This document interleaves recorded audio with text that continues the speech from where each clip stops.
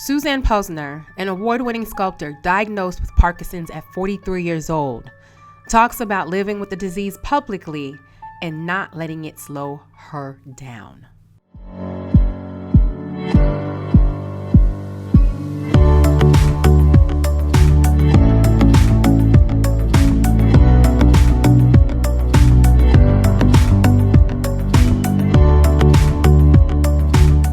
When I first learned about Parkinson's disease, I was 16 years old. The actor Michael J. Fox had admitted 8 years after being diagnosed that he had suffered from it. All I knew was that Michael J. Fox couldn't stay still. And at 16 years old, I didn't think much of it. Eventually, I would learn about other public figures diagnosed with the disease, boxing legend Muhammad Ali, and eventually the Reverend Jesse Jackson, who announced his diagnosis last May. Again, all I knew was that this disease caused involuntary movement and had only affected men I had only seen on television. So what is Parkinson's disease, you guys ask? Parkinson's disease is a neurodegenerative disorder that affects the brain. Symptoms generally develop slowly over the years and differ from one person to another. Symptoms include resting tremors, slow movement, stiffness, and loss of balance, and worsen as the condition progresses over time. It is estimated that between 600,000 to 1 million people are living with this disease in the United States alone. It is the most common brain disease second to Alzheimer's. It seems to occur more commonly in men than women. And unfortunately, there is currently no cure for Parkinson's. However, there are medications that can ease the symptoms. Can you guys imagine not being able to move, having to walk backwards, or having involuntary movement? That's what Parkinson's does. It can induce, reduce, or prevent all of that and more. It wasn't until I met the talented sculptor and artist, Dr. Suzanne Posner, that I would really learn about Parkinson's disease and witness how this ailment affected someone's life. Dr. Posner, as you will all see, is a brilliant, charismatic, and kind woman with an infectious smile and a sense of humor. Here's a clip of my first meeting with Dr. Posner, where she shared during a World Arts Day taping about having Parkinson's. Take a look. By trade, you're a dentist. You're a doctor, Suzanne Posner. Yes. And you're a dentist, and then over time, it seems to have morphed. How did you make that leap? Well, this is my second career. Mm-hmm. I worked as a dentist for more than 20 years, and then I got Parkinson's disease. And with the Parkinson's, sometimes I'm absolutely fine, and sometimes I can't work. So, can't schedule a patient at 11 and have an 11 o'clock appointment. It might not be till 1 that I'm good. So I had to give up dentistry. And I had been doing this already, sculpting, and I just made it my full-time career. Suzanne Posner is an award-winning painter and sculptor. She has been sculpting for more than 20 years and currently teaches stone sculpture at the Cumberland School in Great Neck, New York. Posner's work can be found in private art collections around the world and has been part of numerous local and national galleries. She is regularly featured in the press and is an active part of our community and yours. Please welcome Suzanne Posner. Hi. Hi, Carlene. Thank you so much for being here. Thank you. So there's a lot I want to talk to you about, your artwork, your teaching, who you are. But I figured, let's just get right into it. So before you were diagnosed, what did you know about Parkinson's at all? Not much, just that it was a neurological disease and that people tended to tremble a lot and slow down. That's all I knew. Did you see signs that alerted you that it was Parkinson's? Not until a few weeks before I was diagnosed. And what were the symptoms that you saw that made you realize there's something happening here? Well, I knew there was something happening about a year. Well, no, I knew there was something happening about 4 years before I was diagnosed. I had a limp, like a foot drag. And my son noticed it first. I didn't notice it. He was 8 years old. And we were going, it was one of his first days of school. He said, "Mom, stop dragging your foot, march," which actually was good advice for somebody with Parkinson's. I didn't know. And I went to the podiatrist, and I went to different doctors. I went to a neurologist, said, "Am I crazy? Or is this something real?" And she said, "No, you have a neurological problem. I just don't know what it is." They didn't think of Parkinson's because I was so young. How old were you at the time when you had the I first? was around 42. And it took a couple of years for the foot drag to turn into a slowdown.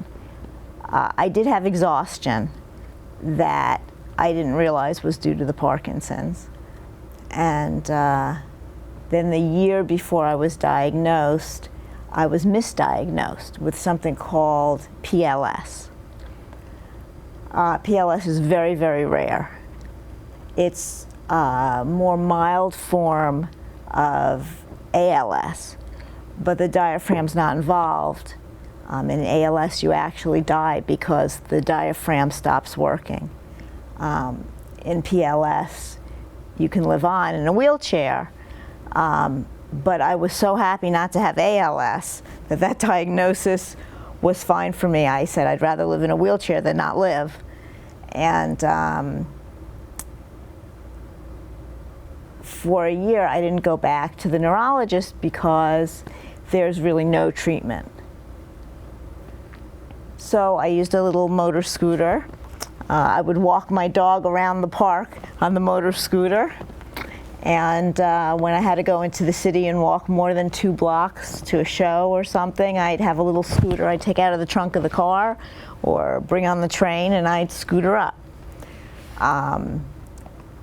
But when I actually started walking like Frankenstein's monster, you know, that kind of shuffle, and I went back to my neurologist after a year, she said, "Oh, I know what you've got. It's Parkinson's." And she wanted me to check with a specialist, which I went to check. And right away, they said, "Oh, it's Parkinson's." The first specialist, though, wanted to do, "Oh, you haven't taken medicine yet. Let's do these. You can be in these different studies." And he was so excited about getting me in studies, he didn't talk at all about how he could help me with this terrible disease. So I went to another specialist who was more kind. And he said, "There's a medication you can take. Basically, you're missing dopamine in your body. You can take carbidopa, and you should feel better right away." Well, I took it. It took about 3 weeks for me to change my gait. And that's a very long time compared to most people, but we kept with it. And indeed, it has been Parkinson's. And taking the carbidopa really has changed my life, because there are many times of the day now when I can walk around normally and do all my activities, no problem. There are still times when I can't, and when I wake up in the morning, I'm still walking like Frankenstein's monster. But for the most part, you know, I get on with my life. Let's go back to when you first had your symptoms. So your son, he's 8. Yes. And he's like, "Mom, stop dragging your feet." You didn't even know that you were dragging your feet. Correct. And so you look and you realize you're moving, this is happening. I mean, how did you respond emotionally? Like, you know, like... It wasn't a big bother, it was just a little foot drag. But I knew there was something wrong with me. And I didn't think I was imagining it. It was a physical problem. The neurologist said, "Yes, you have a neurological problem. I don't know what it is, but you do have a neurological problem." And so I thought about, well, what don't I have in life? That's what happens when you're diagnosed with a chronic disease, or, you know, there's some kind of big tragedy in your life. That's usually what people do. They think about, what haven't I achieved yet in my life? And I had everything. I have children, a husband, a home, I've traveled around the world. I have a good education, profession. I'm a dentist. I retired, of course, because it was too hard to be consistent with when I could treat patients. But what didn't I have? The only thing I could think of was a horse and a dog. So a horse would be too much work. But my brothers married women who grew up with dogs. We had never had dogs in our house, and my husband had never had dogs. But we decided to brave it and get a dog, and the boys were all for it, of course. And we ended up with a wonderful dog, who's still our pet. She's almost 10, Millie. And we actually now have 2 dogs because I had a service dog for about 8 years. And was there a history of Parkinson's or neurological disorders in your family? No. And had you ever been exposed to someone who had Parkinson's or ALS? Or Yeah. My second cousin, once removed, had Parkinson's. And another second cousin also has, you know what, I'm not sure what he has, but he was in a wheelchair for a long time. It may have been Parkinson's also, his brother. So you find out that it's, so you're told it's PLS, not ALS. Right, first I was told it was ALS for a week. That was terrifying. I can imagine. Yeah. And then how did they know, or when did they correct the diagnosis? Like, did you call? Did they call you? Well, my husband was a big help. He's a radiation oncologist, but he's just a brilliant doctor, and he doesn't like to be asked about things which really aren't his specialty. Yeah. But he felt no fasciculations. That's when the muscles tremble. And he didn't think I had ALS. And in fact, he was so sure that I didn't have ALS that he agreed to take a trip around the world if I did have ALS, because that's what I would have wanted to do. Yeah. So it wasn't quite as scary as it could have been. And how did you explain this? So your husband was like, I know this is not ALS. They say it's PLS. And so you're like, okay, this is a better circumstance compared to what it is, for lack of better, I guess, way to say it. Yes. How did you explain this to your children? I mean, at the time you said your son was 8. Was it your oldest? No, that was my youngest. Your youngest. My youngest was 8. My older one was 10 and a half. And I actually explained it. Oh, you know, Mommy has Parkinson's disease. Well, I guess it was PLS at the time. I thought I had.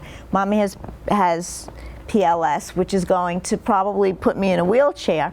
And won't that be fun? You could ride on my lap in the wheelchair. And, you know, kids kind of take things as well. I said, I'm not going to die. I'm going to live my normal life. I mean, eventually everybody dies, but I'm not going to die early. And that was really all that concerned them. They were fine. I don't know if I could ever say it in that way, but your perspective was unique to tell them that way. When you got the scooter, you got the scooter, you got the dogs, right? Did you feel like, did it become real? Like, did the diagnosis become real? Like, up until those points, it was just what they said, or had you internalized it already? No. The diagnosis became real when my walking became difficult.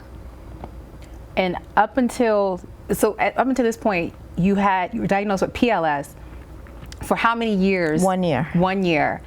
And in that time, you weren't being treated with no types of medications. Correct. If I had been treated with Parkinson's medication, it wouldn't have made the prognosis any different, except for the fact that I would have been encouraged to exercise more. And exercise is the only thing that doctors have said slows down Parkinson's. I didn't know that. Yeah. Okay, I have tons of more questions, but we're going to take a quick break. We'll be right back.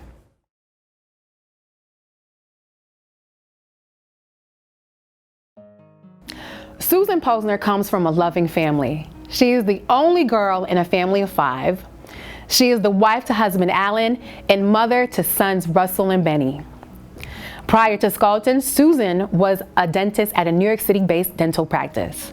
In 2005, Suzanne started developing symptoms that made it difficult for her to practice dentistry. In 2009, she retired from her dental practice after 22 years in search of answers to her ailment.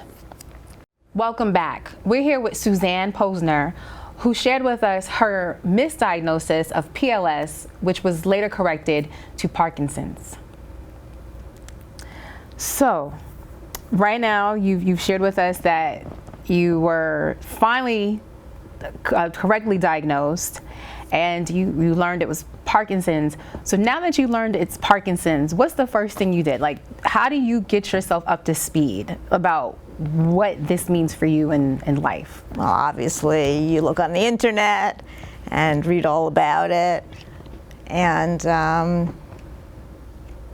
that's it. Oh, well, the one interesting thing, and I did find it on the internet, is I had found, actually for PLS, I had found there was a woman who had a service dog. And I thought, wow, that might help me too. And I applied for a service dog. By the time I actually got the service dog 9 months later and started training with her, my diagnosis had been changed.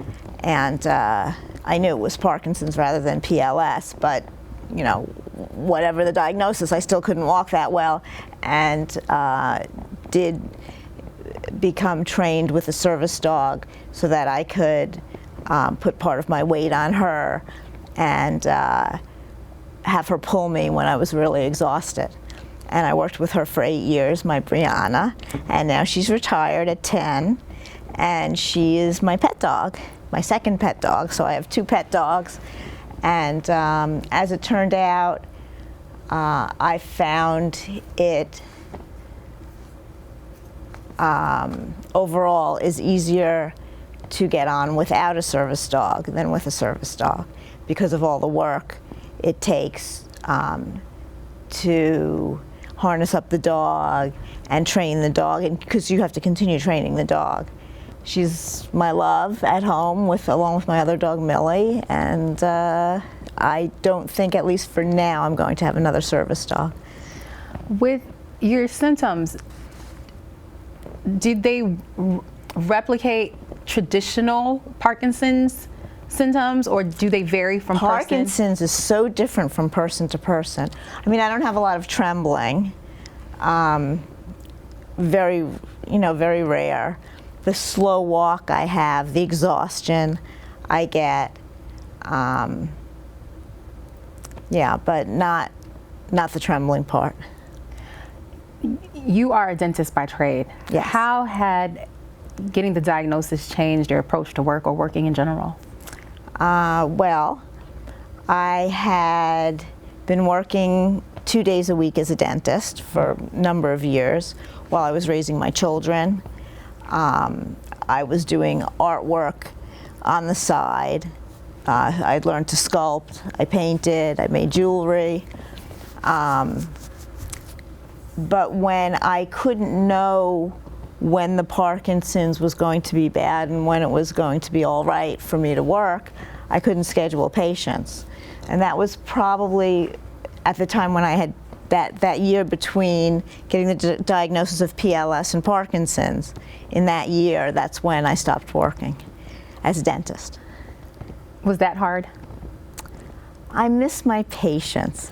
I loved having them, lie down, put their head in my lap, and I could take care of something that was wrong with them and fix it right away. And they were so grateful. And they said, oh, I used to be scared of the dentist, but with you, Suzanne, I'm not scared at all.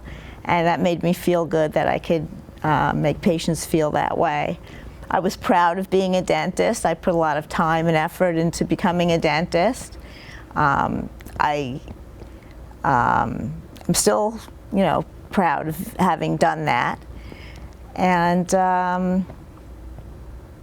now I'm very, very grateful to my husband and the luck of my life that I can spend time working on my art and not have to support the family with the dentistry, which would be difficult at this point. I would probably be doing something in the administrative part, which I'm not really that interested in. I'm very hands-on. So the fact that I can do my art is wonderful. So career-wise, you've had to retire from a thriving career. Did you have to make any changes in your home to accommodate this diagnosis? No. Okay. Did your activities change much in terms of like exercise or, running errands, things like that? Yes and no. It used to be that I'd run out whenever I felt like it and do what I needed to do when I needed to do it. And now I still try to do that, but sometimes it's inconvenient. Like today I was doing something and I couldn't walk very well, so I was walking backwards to get to where I was going. Or when I was walking forwards, it was just very difficult and my legs would not move the way I wanted them to move. And I don't let that stop me. I still travel around the world. But for instance, at the airport, sometimes if there's a long walk between the plane and the customs, I'll get a wheelchair. And it's a very helpless feeling being in a wheelchair. I don't like it. But if if it's a mile walk, sometimes I can do it and sometimes I can't. When you were diagnosed, and obviously you're living with it, how did people respond to you? I mean, I know your family, they took it. Your husband has been supportive, but people who were not exposed to Parkinson's or anyone with Parkinson's. Right. Well, if I've lost people, I don't know about it. If I've lost friends, I don't know about it. I try not to complain. I don't, mostly because there's really nothing. I'm very lucky. There's nothing in my life to complain about. I've been very lucky my whole life. I think with some friends, they know that I could be slow doing an activity. Maybe they don't invite me as much. I don't know. But people don't really pity you if you don't ask for pity. I know my mother has a very hard time. Her daughter has Parkinson's, and that probably upsets her more than it does me. But she's been very helpful. She's older than me, obviously, by 57 years. But she doesn't rely on me as much as she otherwise would, I think. Because I have the Parkinson's, and it almost, it kind of like equates with the age. Mm. I get fatigued as much as she does. So, and she's a very strong woman, very, very animated, bright, strong. And I thank God that she doesn't have to take care of me the way one of my friends needs to be taken care of, who had surgery done which was botched, and she's in a wheelchair. Yeah. And surgery is an option. It's an option, but it's something you've chosen not to go with. No. Oh. So what is the one aspect of having this diagnosis that bothers you, or perhaps that you Well, miss? the exhaustion is hard.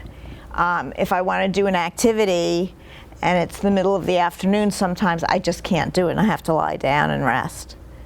That's probably the most difficult thing. And then, of course, it's very frustrating when you're trying to walk across the room and your legs are moving funny, twisting in or twisting out. So that's the other thing. Is that all? What else? Well, I actually used to be very graceful. And at times I can still be. I can dance. I love to dance. And one of the first signs before all of this, a few years before all of this, I went to a wedding and I couldn't move my legs to the beat. And it was so scary and so frustrating. And I was also exhausted. I fell asleep at this wedding. And those were all signs of Parkinson's I didn't know. And yeah. Despite being diagnosed with Parkinson's, Susan had to leave dentistry, but has found her second career, a brilliant career in art and sculpting and jewelry making. And she also teaches at the Cumberland School.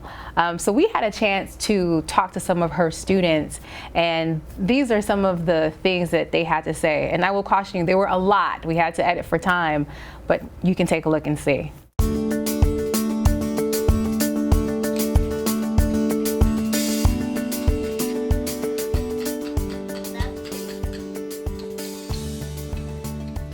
I was introduced to Suzanne Posner. She was a student here in Great Neck Continuing Ed when I was sculpting, and she was extremely talented and somebody I would ask for advice from time to time. When our former teacher was no longer able to teach, she took over, and she's an amazing example and motivator to introduce us to new techniques and new tools, new materials. Suzanne is a marvelous teacher, and she's a marvelous sculptor, as you see. So we just keep improving and moving right along. I was lucky enough to look into the Great Neck, and I found Suzanne, and I was very excited. I've been working with Suzanne for, this is my second semester, and I'm very pleased, to say the least. So what do you think about what your students have to say? They're very kind. What made you devote or even consider a second career in art or sculpting? It was what I do. I mean, that's what I had been doing all along. I've been sculpting for 20 years, 24 to be exact, since I was pregnant with my first son. Is it 25 already, maybe? I love it. I love it. And as far as teaching, I always taught.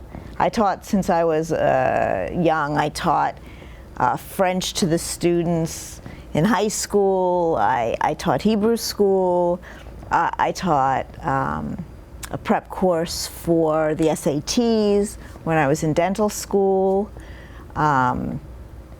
I love teaching. If you know something and you can share it with others, it's very satisfying. And sculpting is hard.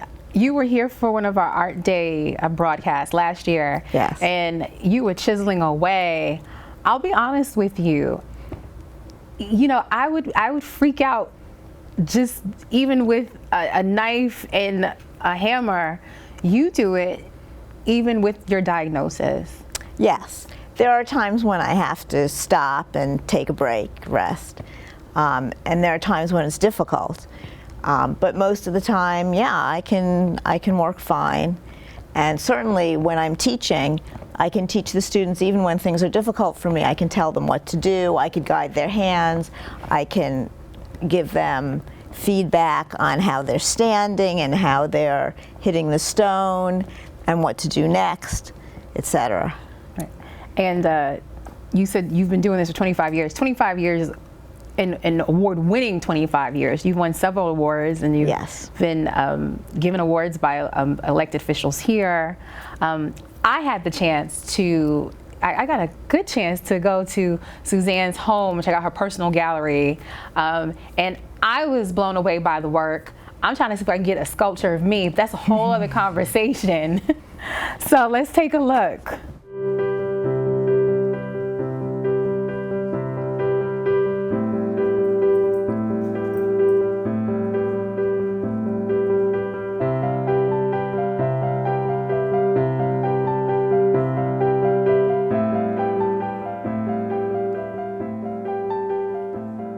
Carlene, I know this one is one of the ones that you like.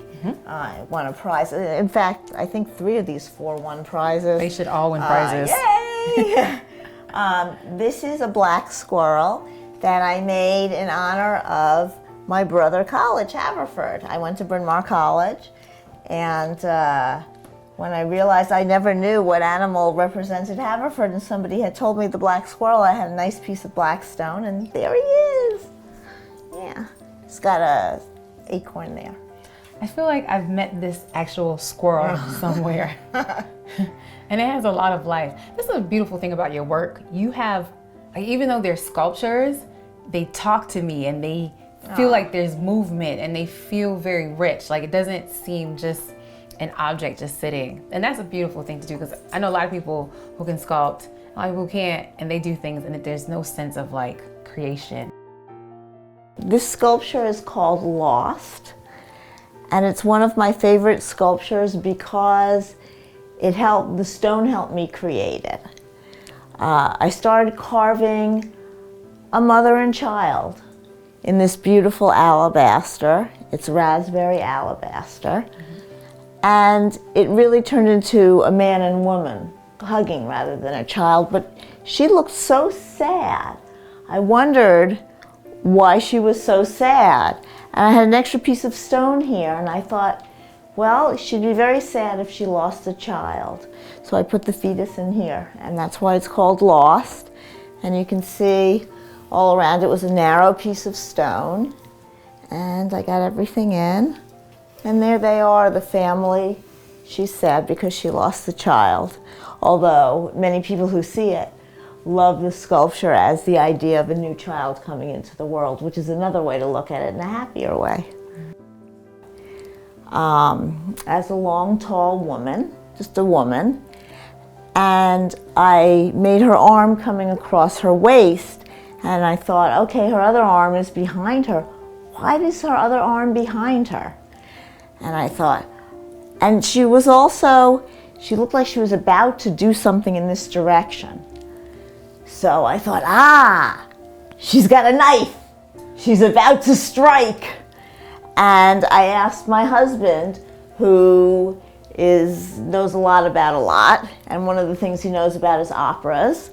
And I asked him what character from literature or music theater or opera would be hiding a knife. And he told me the story of Tosca. And I thought, perfect. That's who she is. And then I looked up to see the style of dress she might be wearing, and that's the style of dress that I made on her. So that's Tosca. Carlene, this sculpture is actually in honor of a woman who was one of the first people who bought my work. Wow. Yeah, she actually saves dogs, so I made her with a puppy and another dog. There she is, taking them to new homes. Wow, So, beautiful. And I particularly like this piece of alabaster because of the color in it, the green and the orange, and then there's a drop of red that's natural to the stone. I saw that. Yeah. Can I touch it? Sure. See how smooth it is. It is. And did you deliberately, like, where I see... Leave the ears rough, Yeah. sure, and the hair. Yeah, to give it character. Yeah, exactly. It looks like a heart. Yeah. So I know that you have seen her work just now, but you have done some more pieces. But before we even get to that, where are you now in life? Well, my boys are grown up, out of college. The older one is pretty much on his own. The younger one is just starting his career in film. And I'm here to support them and be a mother to them forever. But they really have to find their own way.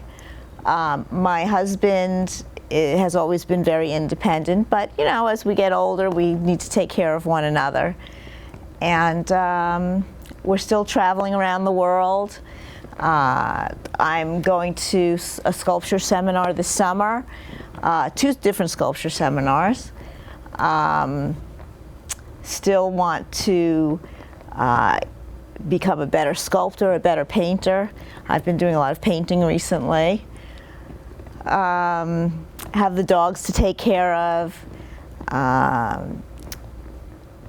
We sold our house, so we'll have some more flexibility in where we want to be, and life is good. Life is good. Now, I want to see your new pieces of work that you have here with us, but before we go, to anyone who's watching, who's not sure if they have the diagnosis or who may have just been diagnosed, like what do you tell to them or their families? Oh, I definitely have some advice. First thing is to admit it right away, to let people know you have Parkinson's, and you can be casual. A lot of people don't want to do that because they don't want to be pitied. They want to hide it as long as they can, but it's a big weight to bear, hiding Parkinson's disease. So that would be definitely my first advice. My second advice is to get yourself a physical therapist, because they're terrific. They know a lot about it. I go to NYIT here on Long Island, and there's a Parkinson's clinic, and they've been treating Parkinson's patients for a long time. So somebody who specifically knows about Parkinson's. And of course, a neurologist who guides you with the medicine. And somebody who will encourage you to be in studies, but take care of you first, which I have Dr. Alcalay at Columbia. And to go about and use all the tools you can use. For instance, when I had the scooter, now luckily I don't need it so much. I have walking sticks, which I can use sometimes. And I used the dog for a while. But any tools, and not to give up on going places and doing things. It may be a little more difficult, and you may modify things a little. I don't go out quite as much as I used to, but that also comes with age. I find other friends don't go out as much as they used to too. So that's my advice. Well said. We'll be right back to see the brilliant and beautiful artwork that Suzanne has created.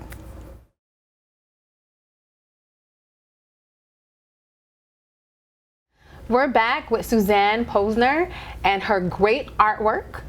So you brought some new pieces. We know your sculptured work, but now we also know your paintings and jewelry as well, right? Yes. Okay, so give it all to me. So I've been painting a lot the last couple of weeks, and this painting is in front of my fireplace. This one I just started last night. It's not completed, but I used a mirror for the model. Actually, the model is myself, not trying to make it look like myself, trying to make it look like different people, two different people there. And this, I was trying to do a background for a painting just with some leftover paint, and it turned into a non-representational or very abstract work. I call it Three Kings. And I like it. It's fun. I've never done something like this before. This is completely new for me, and I think I'll do more of those. I like this piece. Thank you. I really do. Yeah. And you did this one. You said this one you did last night. I did. Now, when I do a painting, I do paintings very quickly. And then over the next few months, I may change things and, try to improve them. They don't always just take 3 hours and that's the end of it. But a lot of my paintings I have done very quickly, and the good ones are good, and the bad ones we can just get rid of. Well, I wish my starts looked like this, because they just don't look like anything or anyone. And on top of that, you also make jewelry. Yes, I made this piece. I made the glass. Can I see, please? Yeah, and it's copper wire, and it's just kind of fun. It is fun. It's like a little person. Yeah. Hey. Who knew? I could be jewelry in a bit. So you're still teaching, so if anyone wanted to take a course with you, they could take it at Cumberland in Great Neck, the adult education. And you're doing sculpting there? Yes, I teach sculpting there. And then I have a website with my artwork. It's SuzannePosner.wordpress.com. PATGallery.com. You're moving, but I know you always had your private gallery that people could stop by and see. Yes, and I will have a private gallery again. I'm going to have a large studio, and I'll set aside part of that as a gallery. I'm not sure how I'm going to set up the new house. Perhaps on the first floor I'll make a gallery. Okay. I have a question for you. It's so random, but the fish that hangs, that used to be in your front window, where's the fish going? I don't know yet. We'll have to see as I arrange things. I'm really excited about arranging a new house. Okay. I think that's really fun. I think so too. I want to see where the fish lands. Yeah. So thank you so much for being here and sharing your story and telling us about your diagnosis. For anyone out there who has questions about Parkinson's, at the end of the credits, I will put information up for you to follow up with. But if you have any questions for PATV, email us at info@patv.org. And of course, if you have an idea for a show, if you have any comments, please go to our social media at PATV Long Island and let us know. We'd love to hear from you. Thank you.